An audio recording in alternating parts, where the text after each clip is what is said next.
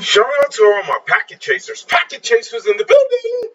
If you don't know, this is your sign to get your CCNA. Today, we're going to be working on PacketChaser Network Services Lab. Topology for the lab is going to be one router, one switch, two PCs, and a server. Which we're going to be working with router 1 and switch 1. So the first step is a basic setup. What we're going to be doing is basically assigning IPs to the router interfaces that the PCs are going to connect to. I'm going to jump in here to switch 1. We can see switch 1 is on session 4. So we go 4. That should take us to switch 1. Let's log into that thing by typing enable. All right, it's going to take us to the pound sign. We're going to type show run real quick so we can look at the config. Make sure nothing crazy on there. This is a lab. All right, so as we can see,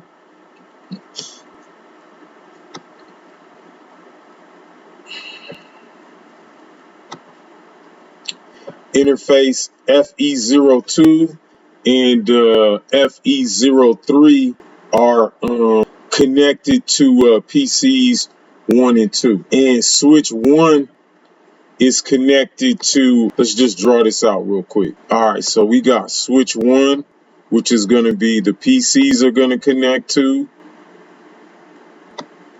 And then we got router 1, which that's the routing device, right? So then we got PC 1, we got PC 2. They both are going to connect to switch 1, port 2, switch 1, port 3. And then, of course, we're going to have a link that's going to connect from the switch to router 1, switch 1 to router 1. Port 1, and here on the router, we on FE01. So on the router, we on FE0/1. All right, so that's the lab topology right there. It's the lab topology. Let's hop on to, all right, so we're going to put the DHCP pool onto the switch, on the switch 1. We're going to do this real quick. Do show run, but there it is right there. Here, let me run this command again. Show run, pipe symbol, include IP DHCP pool. Or we could do something like this. Show run, include. All right, so we could see we created a DHCP pool on switch 1. So the next thing we're gonna have to do is create a DHCP relay on the router, because DHCP broadcasts aren't gonna cross routers, right? So let's jump right into R1, Control Shift 6X, right? Show sessions. 1. Wait, I should have put that on switch 1. Oh, I did it right. All right, it is on switch 1. All right, so next, let's create a DHCP relay on the router so that our DHCP broadcast can be seen by our PC devices. Here, let me add a IP helper, config T. All right, so what we're going to do now is add the IP helper address right there. That has to go on FE01. right? So let me jump on the int fe 0/1, int fa 0/1. Put the IP helper on there. Control Z. Show run. Pipe symbol.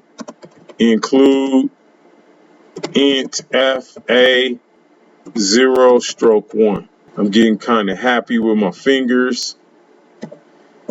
All right, that ought to do it. Show IP int brief.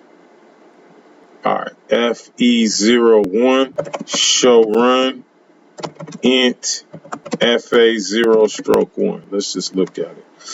All right, so we can see the IP helper address has been added to int fa01 on router 1. All right, so now let's configure the NAT on router 1. First thing we're going to do is configure a access list that's going to permit that 1.0 device. So here, config T, boom. Next thing we're going to do is we're going to create a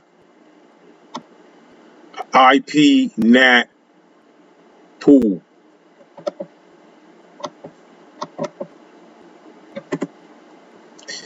Which includes 201.110 through 201.120. Next we're going to create a inside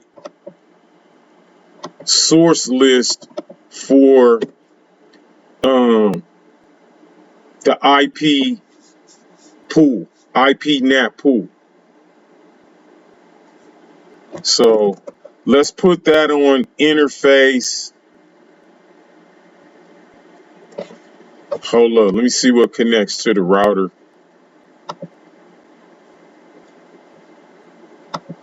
FE01.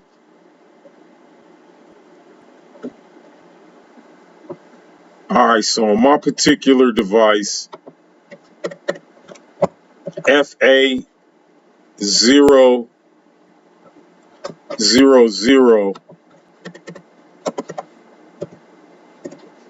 is going to be my NAT outside. And then int FA01 is the NAT inside. Int FA01. Say that for future reference. So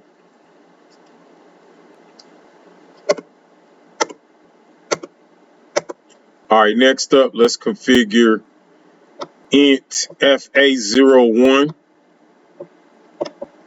to be our NAT inside address. Right, we're gonna do that by typing config T, select the interface, which is int FA01. Then we're gonna type the IP NAT inside command. Next, we're gonna go ahead and do the IP NAT outside, which is gonna be int FA00.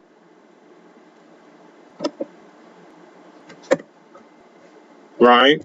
So do show run int FA0/0. Let's check this.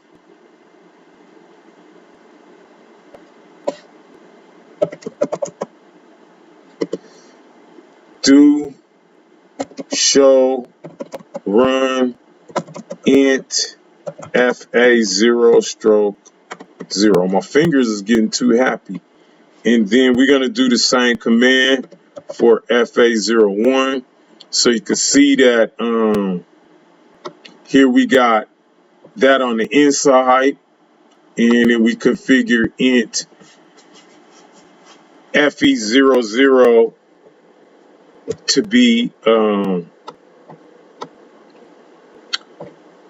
our outside NAT interface. So next up, we're going to be configuring NTP, Network Time Protocol, because if you ain't got time, I don't got time. You right? So it's very, very easy. We're going to set up router 1 as the NTP master by typing config T NTP master 1. We can see that. Control Z, show run, pipe sign, include NTP. All right, so we can see that the command is there. The next thing we're gonna do is we're gonna simulate this because it's really already done. So here, we're gonna give router 1 a host name, right? So the way to do that is to type config T host name router 1.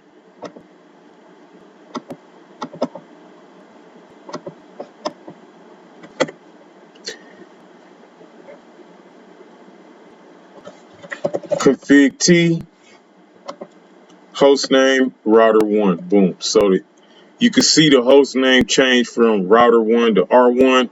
Next, we're going to type IP domain name lab local.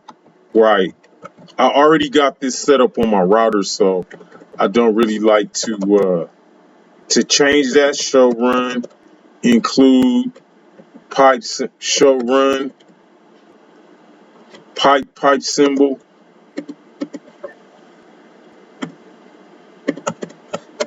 include IP domain. Right, so my IP domain name is R1-lab local. And this dash shouldn't be in there. I messed my whole config up. Crypto key generate RSA. Show run. Pipe sign. Include CRYP. Crypto.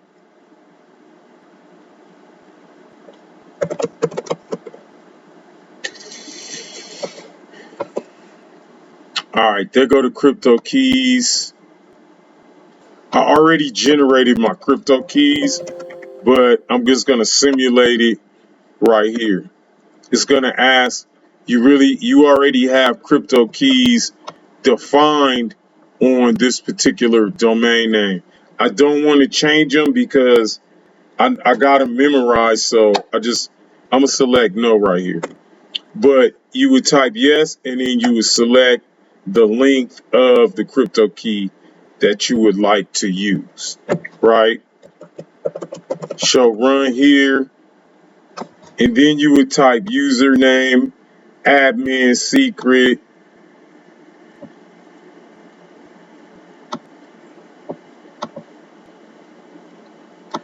So the next thing you would typically, like this username admin, so it's going to make the username admin, it's going to make the password, the secret Cisco 123, right? So I already actually have that created on this config. So we're going to check it out real quick. It should be there.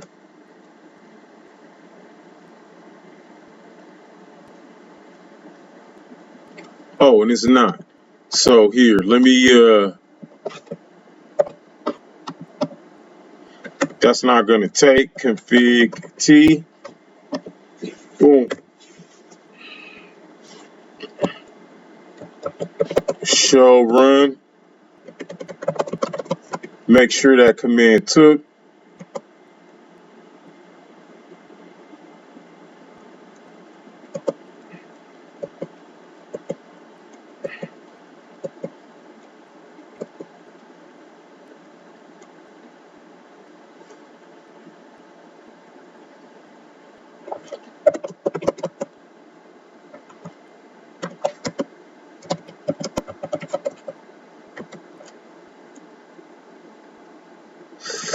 All right, there it is right there. Username, admin, secret level 5,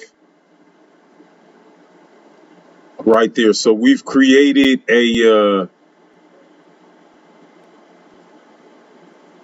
password with a username and a password so that we can log in remotely to this device. Next thing we're going to do is configure our VTY lines, which, as you can see, they're already configured. Line VTY 0 through 4, password 7, login synchronous, login local. I got that set up like that to interact with my with the terminal server, so I don't like changing this part of the config, but this is actually how it's done, right? You would type in config T, and then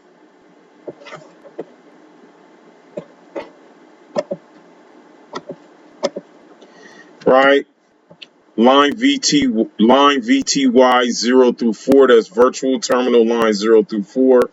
The preferred input transport is going to be SSH, and the login is going to be local. That's why we created that username password combination, because when you choose a local login, it's going to look for a local username, admin, connected to a local password, right? So Control Z, show run.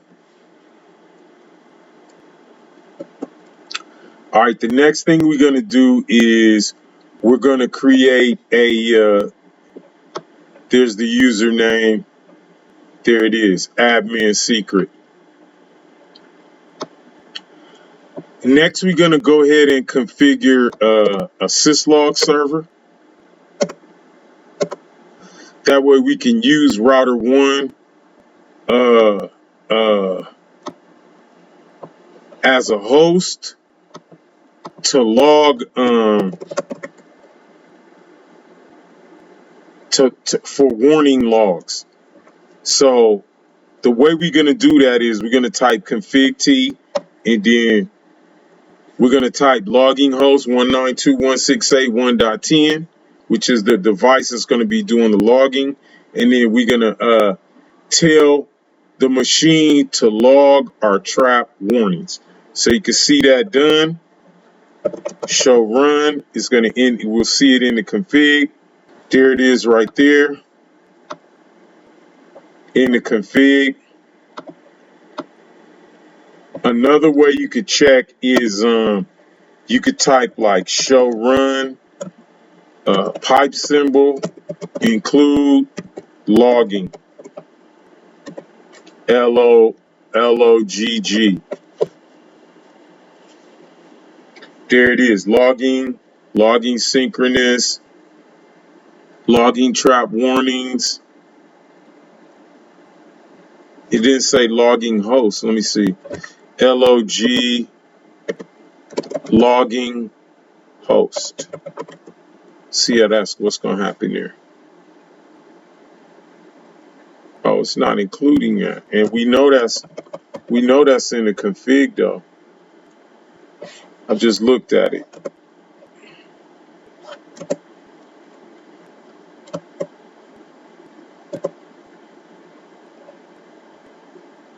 Oh, okay. Log trap warnings. That's the device. That's what's doing the logging. All right, we in the game. All right, next up, we're gonna type in SNMP. We're gonna configure SNMP on this device, right? And the way we're gonna do that is we're gonna go to the configuration terminal line, right? And then we're gonna type SNMP server community public read only, right? It should be in the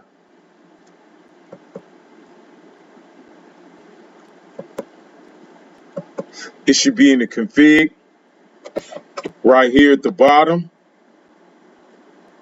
SNMP server community public read only. So This particular, we ended up making R1 the SNMP server device. Now, the way we're going to check this, the first thing we're going to do is type, let's check our NAT translations, right? Right now, there's nothing being translated, so of course, is no NAT translations.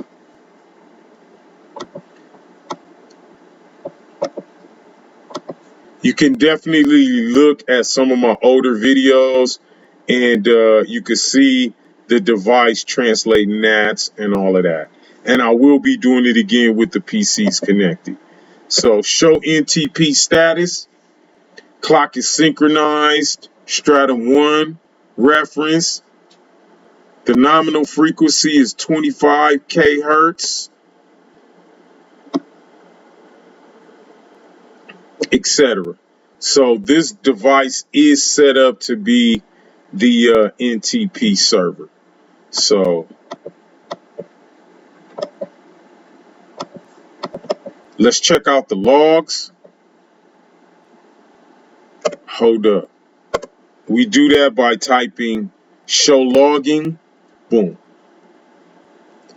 Level 43 messages logged, buffered logging, etc., etc. No active filter modules. 11 messages dropped.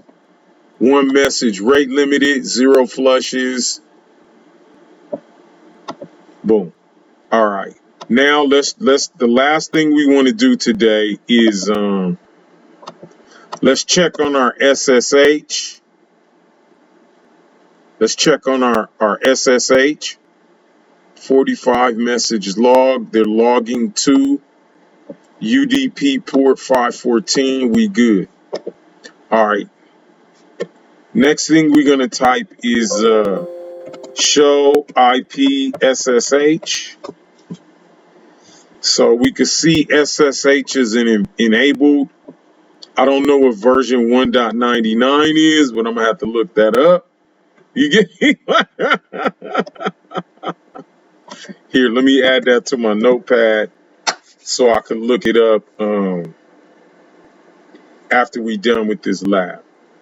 I'm gonna say this like I always say, you must study each and every day to get your CCNA. And if you'd like to join us on our march towards the CCNA certification, make sure you click on the link below and become a member of our Packet Chaser study group.